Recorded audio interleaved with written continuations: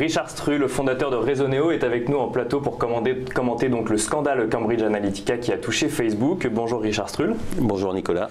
Alors donc Rezoneo, on le rappelle, est une société de conseil en stratégie et en marketing e-business, c'est bien cela? Absolument. Et alors on va discuter avec vous du scandale donc, qui a touché Facebook. Scandale donc on le rappelle, des données ont été, en tout cas ont filtré de Facebook, on ne sait pas vraiment si c'est un piratage ou si ça a été un partage, vers une société qui s'appelle Cambridge Analytica, et on soupçonne très fortement cette société d'avoir influencé l'élection de Donald Trump aux États-Unis. C'est bien ça? Absolument. Alors, pas seulement les élections de Donald Trump aux États-Unis, puisqu'apparemment ils ont influé sur le Brexit.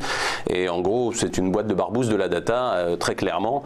Et ils se sont fait piéger par une vidéo Channel 4 qui était assez intéressante, où ils déclarent clairement qu'en dehors de ce qu'ils font, il y a aussi la solution d'envoyer des prostituées à un candidat président de la République, de filmer, de diffuser la vidéo, mais qu'eux, ils font pas ça parce que ça, c'est pas suffisamment subtil. C'est ce qui est dit en substance dans la vidéo de Channel 4. Très clairement, ce qui s'est passé, c'est qu'un des chercheurs de Cambridge Analytica, Kogan, a mis en ligne sur Facebook une application externe, puisque Facebook héberge des applications tierces, et que l'application en question a siphonné, c'était un test de personnalité, hein, quel genre d'acheteuse êtes-vous, etc. On clique sur le compte Facebook, on trouve cette application-là, on remplit le questionnaire, et en fait, ils ont siphonné les données, alors théoriquement, parce que les chiffres restent quand même assez fuligineux, de 270 000 personnes, avec tous les likes, les shares, tout ce qu'on appelle les engagements des internautes en question, et puis ceux des amis des internautes en question. Alors au final, on a d'abord entendu 30 millions, puis 50, puis 87 millions de profils. Enfin, piraté, je dirais partagé, du coup, en tout cas. Absolument. Je dirais qu'à la limite, on s'en fout. 87 millions, c'est quand même presque une fois et demie la population française. Il faut être juste conscient de ça. La question, c'est comment on en est arrivé là. Donc, est-ce que c'est un piratage? En fait, il n'y avait rien qui interdisait expressément à l'application externe de récupérer la data tombée du camion comme ça. Pourquoi pas? Je crois que le fond du problème, c'est ça. Il n'y avait pas de règle claire là-dessus. Aujourd'hui, Mark Zuckerberg s'est excusé longuement, mais enfin, il s'est excusé surtout parce qu'il a perdu 30 milliards de valo en quelques heures. Facebook, effectivement, et voilà. Faire quelque chose. Qu'il fallait faire quelque chose, mais il faut se souvenir que Zuckerberg avait déclaré il y a 2-3 ans que pour lui, la vie privée, c'était une donnée obsolète d'un autre temps. Donc je ne crois pas qu'il ait changé fondamentalement en 2 ans. Ce qui est certain, c'est que Facebook avait déjà, en réalité, avait franchi la ligne rouge plus d'une trentaine de fois depuis sa création en 2004. Je crois qu'en 2009, ils avaient dit on ne peut plus effacer les données qu'on a mis à l'intérieur. Quand ils ont racheté WhatsApp, ce qui devait être il y a 2 ans à peu près, ils ont racheté WhatsApp, ils ont récupéré toutes les données de WhatsApp pour l'usage de la maison mère, mais sans demander l'aval des internautes. À chaque fois, Zuckerberg, il a reculé et il a dit qu'il s'excusait. C'est ça, c'est qu'on se souvient effectivement quand il a été entendu par les sénateurs donc il y a quelques jours, beaucoup de voix se sont élevées en disant Zuckerberg va s'excuser une fois de plus, mais finalement en fait est-ce que ça va changer grand chose derrière? Et en fait on a l'impression que pas vraiment. En fait, tant que les internautes sont toujours là et tant qu'il y a toujours des gens qui sont sur Facebook et tant même que les investisseurs suivent, finalement on va rester dans une même stratégie d'exploitation de la data, que ce soit en fait parfois pour des tiers qui en font un peu ce qu'ils veulent, parce que finalement c'est pas Facebook qui est directement mis en cause là aujourd'hui. Facebook, on peut reprocher à Facebook de ne rien avoir fait pour qu'on puisse pas utiliser la data, mais fondamentalement les méchants de l'histoire pour l'instant, c'est surtout Cambridge Analytica, et c'est Chris Willey, un ex de Cambridge Analytica, qui a fait le lanceur d'alerte là-dessus et qui a clairement dit voilà, on est face à une boîte qui fait ça. Je crois qu'ils ont influé sur plus de 200 élections depuis leur création, donc on n'est pas sur c'est pas des débutants. C'est ça. Ce truc-là. Donc, en fait, sur le profil de cette entreprise, en fait, c'est pas des gens qui se sont retrouvés avec de la donnée dont ils savaient pas quoi faire et on s'est dit tiens maintenant qu'est-ce qu'on pourrait en faire? C'est qu'ils sont allés sciemment la chercher dans le but d'influer une élection, puisqu'ils le font régulièrement. Absolument. Mais pour répondre à votre question, je crois que le fond du problème, c'est que l'usage de la data maintenant il est inéluctable, et le fond du problème surtout, c'est que, alors schématiquement c'est les GAFA. Il y a eu une allocution de Sébastien Missoff qui est le patron de Google la dernière fois, où il disait m'appelez plus GAFA, c'est passé dans la presse quelque part, m'appelez pas GAFA, je veux pas être associé à ces gens-là. La réalité, c'est qu'il y a quand même 90% de la data qu'on distribue qui est chopée par Google, Facebook, Amazon, Apple. Alors même si Apple s'est donné un profil de communication publication de premier de la classe en disant vous serez plus géolocalisé sans votre avis, on va supprimer les cookies. Ils ont collé un boxon noir dans le marché de la publicité en disant on supprimera les cookies au bout de 24 heures, etc., etc. Donc plus de retargeting, plus de reciblage. Parce que tout ce qui se passe, que ce soit du retargeting, du reciblage ou même en fait de récupérer des données, c'est basé sur la technologie des cookies du coup. C'est les cookies qui sont installés dans votre ordinateur qui permettent de récupérer vos données. C'est essentiellement les cookies, mais plus que, parce que en réalité il y a plein d'infos qui viennent pas des cookies. La géolocalisation elle vient du téléphone, pas des cookies. Et puis le fond de l'histoire, et c'est ce qui fait que les GAFA sont des très gros absorbeurs de données, pourvoyeurs de données, c'est que vous vous loguez. Quand vous êtes dans l'univers de Google, dans Gmail vous êtes logué, dans YouTube vous êtes logué, en fait on se logue, et dans Facebook vous êtes logué.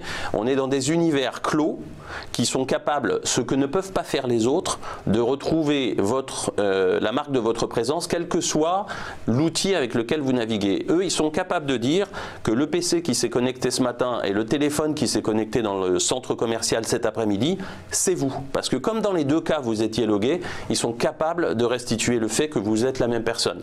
Alors que quand vous naviguez un coup sur Le Monde, un coup sur Le Figaro, un coup ici, un coup là, vous n'avez pas cette capacité-là parce que vous n'êtes pas logué à chaque fois. C'est le fait d'être logué, soit au travers de cookies, soit au travers d'autres outils qui permettent de retrouver l'existence de quelqu'un et de confirmer que c'est la même personne.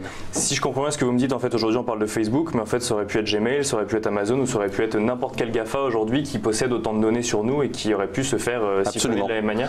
Absolument. Alors, je crois que les deux garde-fous qu'on peut avoir contre ça, il y a une législation qui va sortir le 18 mai là, contre lequel tout le monde est en train de se mettre en ordre de marche, et c'est intéressant que je dise contre, pour laquelle les gens se mettent en ordre de marche, qui est GDPR, la régulation sur les données personnelles. Alors à voir si elle va être facilement mise en place, parce que c'est quand même un imbroglio considérable. Mais en gros, le postulat, c'est que vous n'êtes jamais hors de responsabilité sur ces trucs-là. Donc ça va aider, mais il y a surtout un truc qui va aider, c'est l'usage en fait. Le problème, c'est qu'il y a un livre... Juste avant sur le règlement RGPD, effectivement, donc les entreprises auront maintenant une part de responsabilité dans l'usage, mais qu'est-ce que ça va changer pour un grand acteur américain de toute façon qui débarque sur le marché européen et qui n'est même pas forcément soumis à une loi européenne? Alors, il sera soumis à une loi européenne quand il agira localement, mais surtout, ce que ça va changer, c'est que ça va compliquer les choses. Il y a plusieurs centaines d'ingénieurs chez Google, par exemple, enfin d'ingénieurs et de juristes qui travaillent sur GDPR, parce qu'on ne pourra pas se désolidariser. En revanche, ce que je suppute, c'est que comme on ne pourra pas se désolidariser de son client ni de son fournisseur, quand vous vous trouverez coincé entre un client qui est un gros groupe du CAC 40 d'un côté, et puis Google ou Facebook, ou Criteo ou Amazon de l'autre côté, ça va être beaucoup plus compliqué parce que tout le monde ira de son juriste, mais quand on est une PME de 10 personnes, c'est plus compliqué de se défendre juridiquement, et il est bien évident que les gros groupes n'auront de cesse que de se défausser dans ces cas-là sur le plus petit. Donc en fait, si je comprends bien, c'est que ça peut changer, mais ça va surtout rallonger des délais en fait de procès ou autre quand il y aura des problèmes finalement. Au début, en tout cas, tant qu'il n'y aura pas de jurisprudence, il n'y aura pas tout ça, je pense que ça va compliquer considérablement la donne. Après, on y verra plus clair. La base des choses, c'est qu'avant, quand on détenait un fichier, on était obligé de le déclarer à la CNIL. Aujourd'hui, on ne déclare plus rien, mais quand la CNIL viendra, il faudra lui montrer qu'on a fait tout ce qu'il fallait pour sécuriser les données en question. Et les enjeux sont importants puisque les amendes qui vont derrière, c'est, je crois, 4% du chiffre d'affaires ou 10 millions d'euros. Donc quand vous êtes une PME, ça peut faire mal. Et du coup, alors là, il y a une question qu'on se pose, c'est alors certes des données Facebook ont été piratées. On le rappelle, Facebook c'est un réseau social où on partage des photos de vacances, des photos, enfin où effectivement on peut aller liker un certain nombre de choses, on peut suivre la presse, mais enfin c'est que ça reste un réseau amical. Comment est-ce qu'on peut expliquer que siphonner les données d'un réseau amical permette d'aller influer une élection dans un pays qui se déclare comme la plus grande démocratie au monde?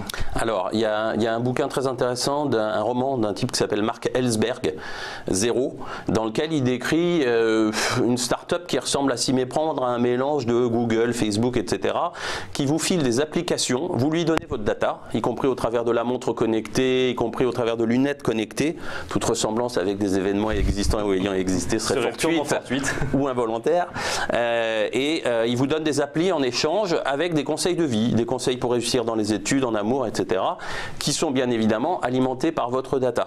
Sauf que ça va évidemment tourner mal à l'arrivée. Et ce qu'ils expliquaient, parce qu'à l'arrivée, le patron de la CIA, il essaye de se faire élire président des États-Unis grâce à ça, toute ressemblance, etc., etc. Et en fait, ce qu'ils expliquent, c'est que si les conseils de vie qu'on vous donne, c'est de vous habiller avec des jeans slim et avec des t-shirts Lacoste, et que vous vous rendez compte que le président qui va être élu, il a toujours des jeans slim et des t-shirts Lacoste, vous avez une faveur pour ce monsieur-là. Ce qui est certain, c'est que ce qui a été exploité là, c'est qu'on a envoyé à des gens, il suffit d'une douzaine de likes pour arriver à savoir à peu près pour qui j'aurais tendance à voter.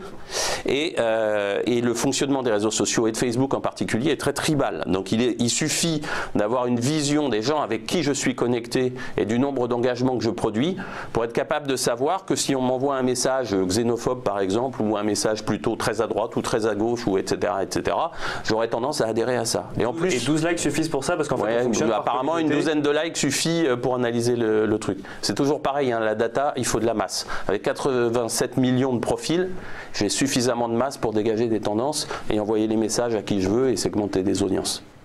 Est-ce qu'on peut considérer aujourd'hui qu'en Europe on est un petit peu plus protégé, ou du moins en France un petit peu plus protégé qu'ils ont pu l'être aux États-Unis du coup, puisque pour le coup c'est essentiellement des comptes américains aujourd'hui?